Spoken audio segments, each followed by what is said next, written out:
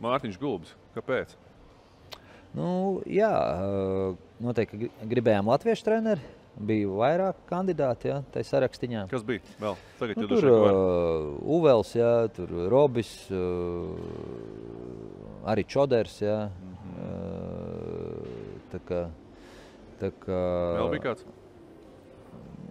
Kurķiks, Kurtinaits. Arī? Jā. Jā, bet nu, tas vairāk tā.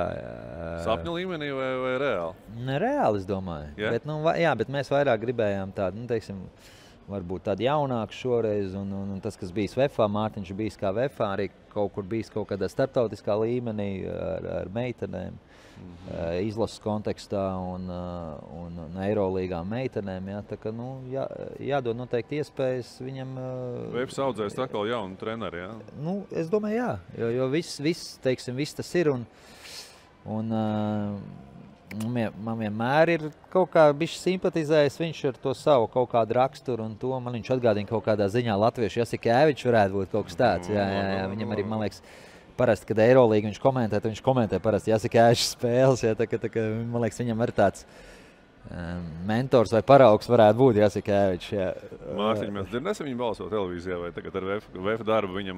Nu, es domāju, ka jā, Eirolīga. Jā? Viņš spējas apvienot tiešām? Nu, es ceru, jo man patīk, kā viņš komentē. Redzi, Nē, nu vismaz kādas spēles. Komentētāji no trases pats nav.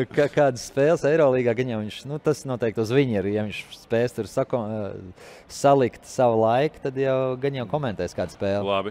Nav daudz precedentu, kur treneris, kurš strādā klubā, vīriešu klubā, būs arī Latvijas sieviešu izlases galvenais treneris. Nav, jā. Tā kā mēs to, jā. To jūs respektējāt?